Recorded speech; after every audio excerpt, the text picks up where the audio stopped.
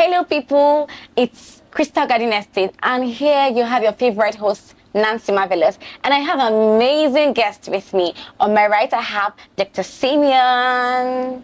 Hello, viewers. And on my left, I have Madam Legit. Hello, beautiful people. Yeah, thank you. Okay, so on today's episode, we will be talking about real estate, investments, financial advices, and I'm sure my guests, my beautiful guests, amazing guests will do justice, just as I ask the questions. So today, I would like to start with this question. It's going to be like a ramble, okay? It's more like a brick on the mortar. What do you think about commercial estates and versus residential estates? Well, the commercial estate is simply properties that host businesses. For instance, plazas, malls, or banks. They are commercial estate. Schools are all commercial estate. Hospitals are commercial estate. Sure. So houses or properties that host businesses are called commercial estate. Then you talk about the real residential estate. Residential estate is where people live. Okay, where people like estates where people build is only for residential purposes. So that's the difference. So one is for business, while the other is for living, where people live, where people reside. Okay, so do you think anyone is a smarter choice to make, or any of the investments is a better one? Or you just think it's based on individual? It depends on what is the purpose. Because before you're doing something, you have to have a purpose in mind, and that's the driver. So purpose is the driver of actions. Now, if you want to, maybe you're just growing, you want to grow your economy, your personal economy, you want to grow your money, then I would advise that you focus on commercial. All right. However, the residential can as well give you money, because if you're building to lease or to rent, that's also money, that's also commercial. So if you turn that residential, you can turn it into commercial, where you build to rent. All these short lets these days, they are residential, but it's also commercial. So you can build and rent, apartments. That's another one. So you can actually, depending on what your goal is, build and rent. Build and rent. And by that, you're going to be getting passive income. But if your concern is where to live, where you want to build for your family, for yourself, then you can. So it depends on the individual's goals or purpose. That's what really can. But all of them, they are very good. Okay, so you heard my amazing guest, and I'm sure he did justice to that. All right, so I'll go over to the next question. With the inflation going on, with the whole inflation and all of that, do you think it affects real estate, or it makes an impact in the real estate sector? Okay, I would like to add to that. I would like to contribute in that question. I think inflation, yes, really affects real estate, because the cost of construction prices, it's high. So in so many ways, it affects it. Okay, so it's not only other aspect that inflation touches, it also touches the real estate, and at the same time, it's a win-win for the seller. I see. Yes, not the buyer this time. For the seller, yes. Beautiful. Okay, so Now I like to come in from this direction. All right. That if you want to beat inflation at any time in any economy, no matter the stage or the happenings in any economy, real estate is the best way to beat the inflation. Because, by the way, what is inflation? So when there is money, when there is movement of money without work for that money, that's what causes inflation. So the prices of commodities start rising, prices of stuff start rising. And so now, when you keep your money in a raw cash, what you could afford to buy with 1,000 naira now in the next 1 year, with that same money, you will not be able to buy it again. So how do I preserve that money to be sure that at any time I want to use it to buy the stuff I want to buy, I can still do it? So I take that my money and then buy landed properties or house. What I've done is that I have conserved or preserved the money and then preserve the value of the money, because the value of that property will continue to appreciate. So at any point, in fact, the appreciation level beats the inflation. So that at maybe I want to buy a car, for instance, okay, and that car is going for $5,000 now, and then I decide to invest first. So 5 years down the line, that car is no longer $5,000. It's now probably $15,000. But my investment has grown to maybe $25,000 or $30,000. You see that I can now afford to buy that car and still have balance. So I have preserved the money. Yeah. I have increased the value, and I have beaten inflation. Inflation, yeah. That's super, super amazing. Thank you, Dr. Simeon. Thank you, Madam Landlegit, for being here with me. Okay, I'll go over to the next question. And I'm going to, what do you think about to bank or not to bank? I mean, land banking. What is land banking? Would you want to educate us more on land banking, if you think it's nice or if it's a good thing to do? Yeah. Every rich man, every wealthy person you know, Right. does land banking. And what is land banking? It's simply, rather than banking my money in the bank, I bank in properties, on lands. Okay? Because what it means, just like I explained about the inflation, what it means is I'm trying to beat inflation. So when I buy properties, maybe developing areas, I have to research very well and be sure that there is a development potential in this area. Then I go buy land and wait. So I usually tell people that the best time to buy is, okay, that was purported, but I've forgotten the person who made that statement, that the best time to invest was 20 years ago, and then another best time is now. But what I usually say is that the best thing is to look at where people are going and go ahead of them to wait for them. So if I know that in the next 10 years, this is the direction that people are going, I go ahead and buy properties and wait for them to meet me. So when they meet me, I'm already their landlords. Right. Because they are going to... I'm already getting ground. Yeah, Right. I'll become their landlords. Okay, that's amazing. Please, I would have to go to get lands from where people are not moving to, where they are going to move to the next 10 years. A place that has potential of growth, potential of development, where people are moving towards, and it's easy to know.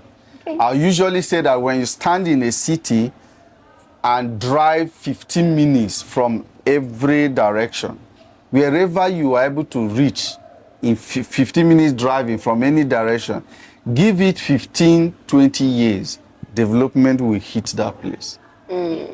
That is, that place will merge with this current city. Where you So now if I stand in the middle of the city and drive 15 minutes or even 30 minutes, how far can I go 30 minutes from the center of the city?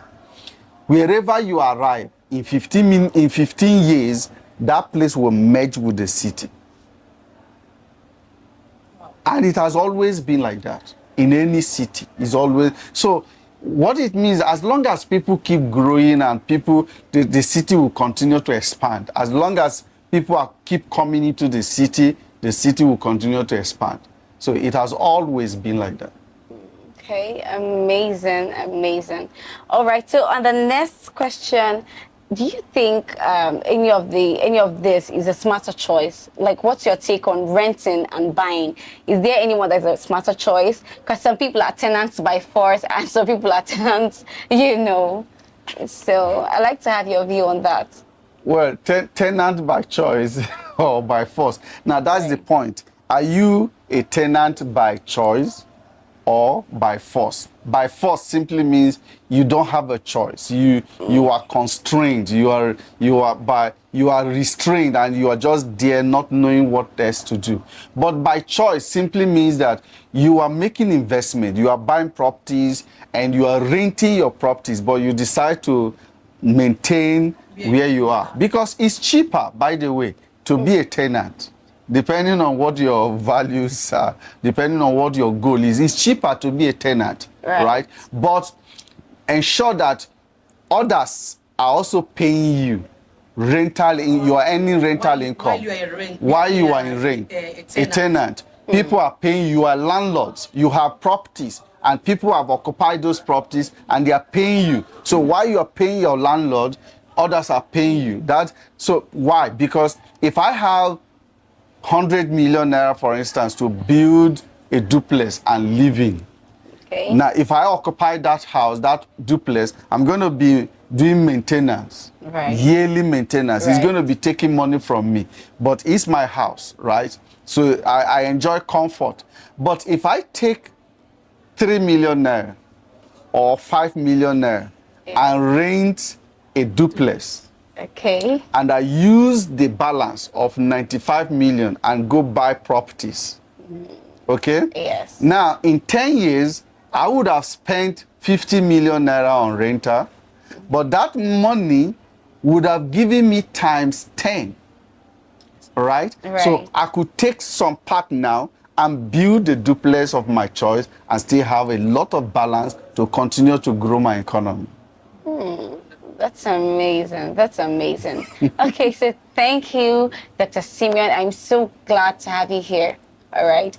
So with the impacts of inflation and everything going on still in the market trends, what are the real estate market trends for 2025? Are there places you think investments have to move in proper? Do you have something? Okay, I know you have something, but let me chip in first before you go. Okay. I think for 2025, it's heading towards the urban areas. So you find a place that is developing and just like you said before, that head ahead others before they get there. So Yes.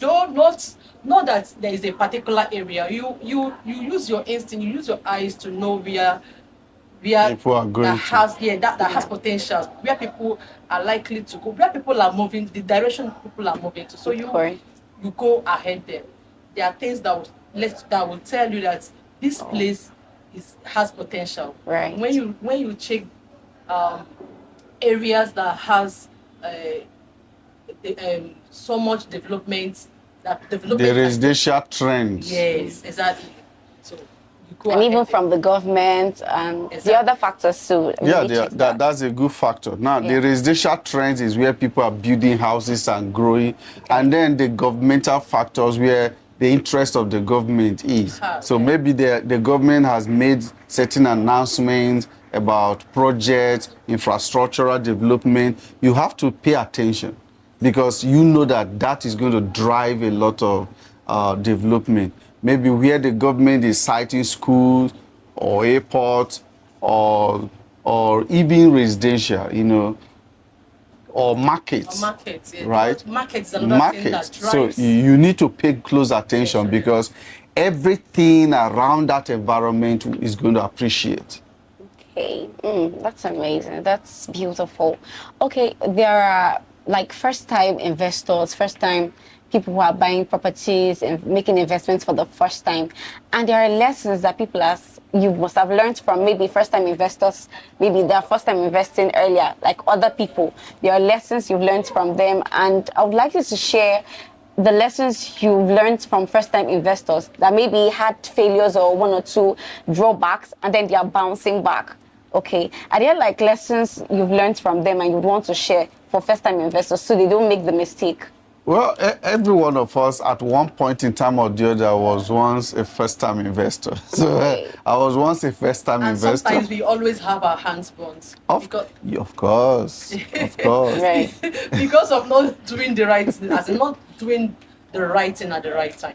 So let's have you. Of course, in fact, if the fingers we are burnt in a way that they don't grow back, I will be having chopped hands by this time. I know, right? Chopped fingers, because I've had very terrible experiences. But those experiences are good because they teach you, you align, you learn, and then you grow. Now, my advice to first-time investors, especially in real estate, is, some people want to buy. The first thing to look at is who is selling to you. What is the antecedents of the person or the company selling to you? Because it's very important. Okay, if I want to invest in any company, I need to know how long they've been in business, and I need to know who are behind the business or the company. So, because who is selling to you is important. Number 2 question to ask is, what is the potential of this investment, of this property? Is it in a location? Some people say just anywhere you see land, just buy land, just buy land. But my friend, there are places that it's true that we say that lands always appreciate. But what is the rate of the appreciation? There are places where the rate of appreciation is very slow because there are no development that is going to drive that appreciation. Yeah. So land does not just appreciate on its own. Okay, something makes it to appreciate. So if those factors are not in place, so why should I put my money there? So I need to understand what is the potential of growth, of appreciation in that place. And that means I have to look at other factors like what is the interest of government, or what are the interests of other developers around that environment. Right. Okay, and these are the things to even consider before thinking about title, land titles. Land titles is not, I could go get swamp somewhere and go get C of O, and then you think that is original, that is. Right. But what about the appreciation value? Because what we are interested buy and buy, they say last, is to make money. Make money, yes. So it's to Money. make money. So after all of that, then you now begin to consider what is the title here. And when it comes to title, I usually tell people that if the negotiation is faulty at the point of negotiating with the community or with the government, title doesn't make any sense. So the first thing to even consider is the source. Okay. The negotiation, the discussions, or the originality of the source. All right. The original owners of this. So if you are able to get it right at that point, you will always get it right anywhere else. The title is something anybody can do it, but get it right with the community, the owner, the right The owner, source, from the the right source. source. So I know. if I go buy, maybe you fronted yourself as the owner, Right. and then we did a lot of negotiation, and maybe I've asked questions and I did a lot of negotiation, and I commit my money, and I've gotten this land. At the point of provoking that land or entering that land or taking possession, and you show up, right? Okay. There is a problem already. There is serious problem. Serious. And then you prove a point that you are the actual owner. There's a problem. Even though after negotiating with you and paying, I have gotten titles. So the title you have has no meaning. It doesn't have. It doesn't make me. It is the source, the original owner. That's what makes sense. But a lot of people will come and ask you, does he have That's C C of of O? O, does he have even with your C of O, With your C of O, you can even lose your land. Nah, it has happened Because you may over even and be over. buying from the wrong place. It has happened over and over. So thank you, my viewers, my listeners. I'm sure you must have gotten value from this episode. And I'm thankful for having Dr. Simeon and Madam Landlegit. They were amazing on this episode. So please, let me hear your final words. What are your final words like to our viewers and to our listeners? Yeah, my final word is, it pays to secure your future today. Right. And you do that by making the right investments. Okay, so because whatever investment you make today is what secures your future. So if you walk into the future and you are not prepared for it, it's a disaster. So get ready, prepare, beginning from now. Do something about your economy today. Okay, Madam Land Legit, I would want to say something to our listeners and to our viewers. What do you think you want to say to Of them? course, I must say something to our viewers. All right.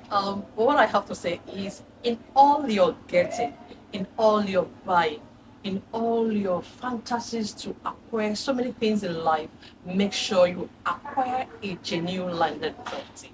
Thank you.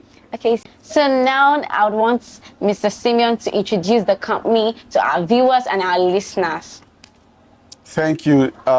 We are from Crystal Garden Estate. Okay. Crystal Garden Estate is based in Onitsha. That's where our headquarters is, at Pacific Complex by ABS Junction in Onitsha, Oka Road, number 9 Oka Road. And Crystal Garden Estate has been in business for about 10 years now and still counting, and has properties in several places like Umueri, Aguleri, Nando. We also have at Oka, that is the Orumba north side from Amansi. Yeah. Then we have in Enugu, about in 3 locations in Enugu, right? We have the one sharing boundary with Caritas University. We have the one at Ekobinago, after Ekobinago, behind Enugu State Housing Corporation. And then we also have at after Abapanike and other. Then we also have at Abakaliki.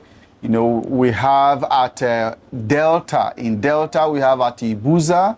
We have at Opanam. We have at Ogwashi. We have at Ubulekiti.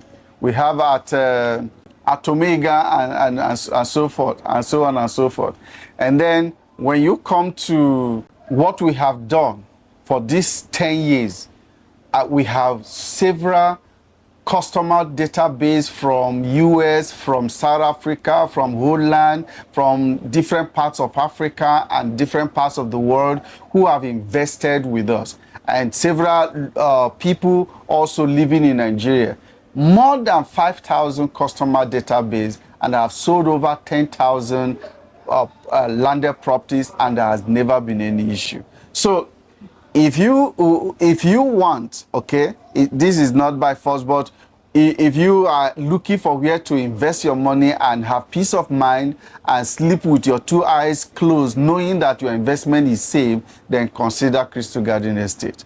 We are here to serve you, and we will always be here to serve you, because our customers are the reason why we are in business, to satisfy our customers and to ensure the security of their funds. So you want to reach out to us, the numbers are on the screen. You can always contact us and reach us on our social media handles, and we can get talking from there. Thank you so much. Thank you very much, Mr. Simeon.